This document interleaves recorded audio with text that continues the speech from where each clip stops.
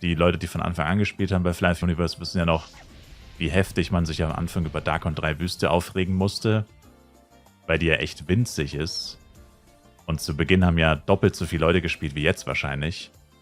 Und das war schlimmer als FEC. Also du hast nie einen freien Level-Spot gehabt oder gesehen. Es waren immer Minimum 2 oder 3 andere Leute da. Und das hat richtig genervt. Du wolltest gefühlt aufhören zu spielen, einfach nur weil es so voll war. Und allein schon dieser Gedankengang bei einem MMORPG. Du willst aufhören zu spielen, weil es zu voll ist. Also, so what the fuck. Du willst, dass Leute quitten, damit sie dir nicht mehr auf den Sack gehen können.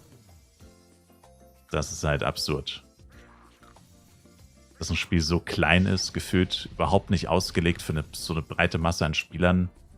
Also Imagine damals, keine Ahnung, wie viele Leute damals online waren, weiß man nicht. Aber Imagine zu Beginn, es hätten 1 Million Leute Flight Universe angefangen. Also mal ganz davon abgesehen, dass du wahrscheinlich literally 10-mal so viele Server gebraucht hättest, um die alle unterzubringen. Oder deine Server wären halt permanent voll. Und jeder müsste mit Einlog-Queue warten, wobei das heutzutage auch so ist bei neuen Spielen, dass er überhaupt mal reinkommt. Oh, Giant Naga, der hat sich angeschlichen. Aber ja, oder das, was ich auch sonst immer sage, wenn mal wieder jemand sowas erwähnt, wenn jetzt irgendwie ein großer Streamer plötzlich gratis Flight Universe Werbung machen würde und sagen würde, hey Leute, wir spielen jetzt alle Flight Universe, loggt euch ein. Das würde das Spiel gar nicht packen. Das Spiel ist halt legit nicht dafür ausgelegt, dass so ultra viele Leute spielen. Das ist halt schade, aber man macht halt auch nichts dagegen. Also man will gar nicht gefühlt, dass so viele Leute spielen. Oder man rechnet fest damit, dass es niemals passieren wird.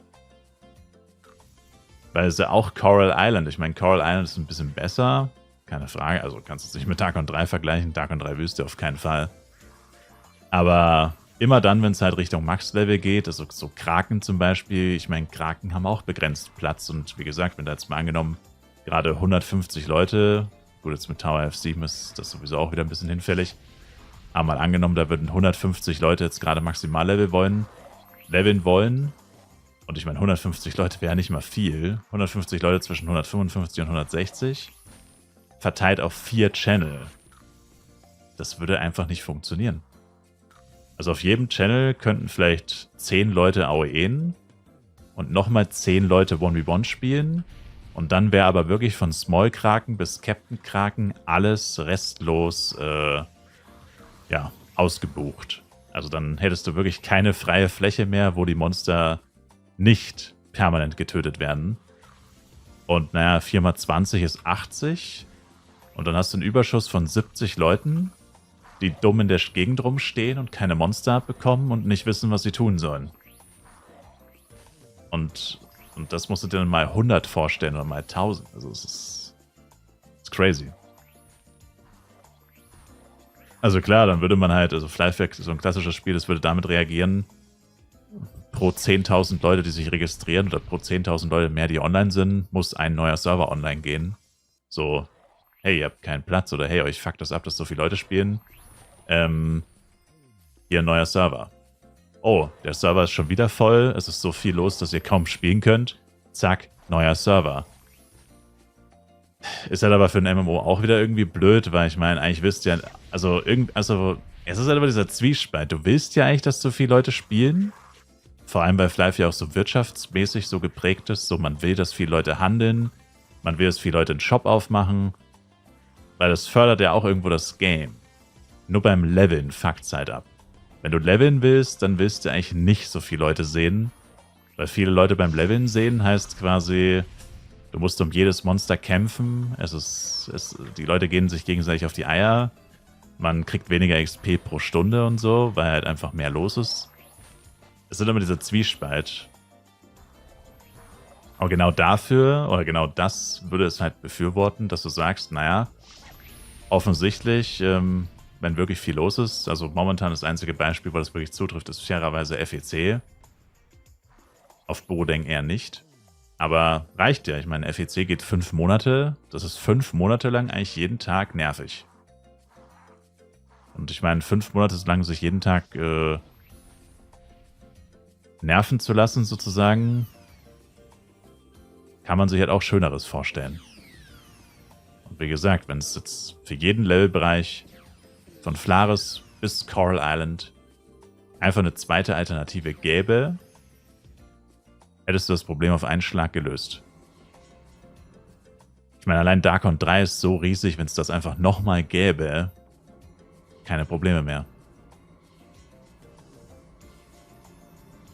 Coral Island, ein zweites Coral Island. Coral Island ist extrem groß. Asria ist extrem groß. Das mal 2.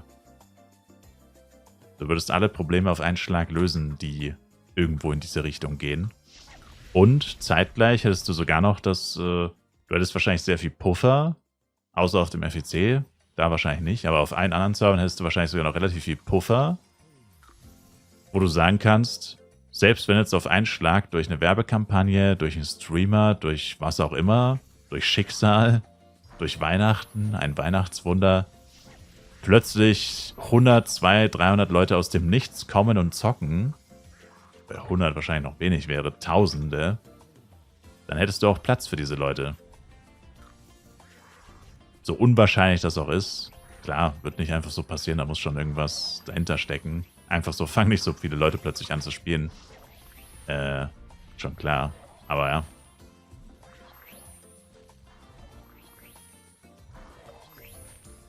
Wäre schon cool.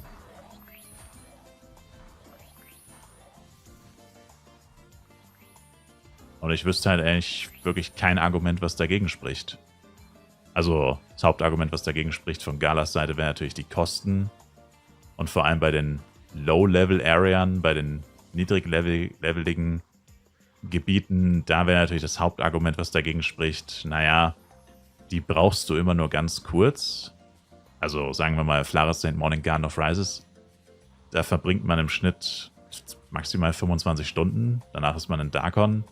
Das heißt, genau für diese Areas könntest du argumentieren, naja, da braucht man es jetzt vielleicht nicht unbedingt. Dann wiederum, wenn man so an den Serverstart von FEC denkt, also da ist auch Flaris extrem überlaufen. Und ja, das mag nur ein paar Tage anhalten, aber es reicht ja, dass es die Leute abfuckt und vielleicht sogar manche zum Quitten bewegt. Also ich meine, ich kenne literally einen, der wegen Serverstart Flive Universe gequittet hat.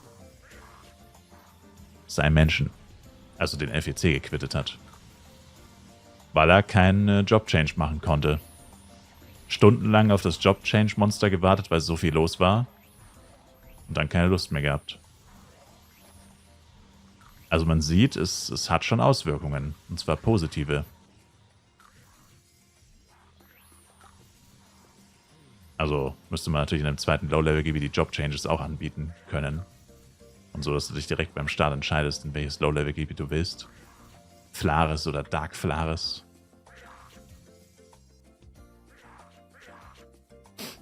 Die Möglichkeiten sind unbegrenzt.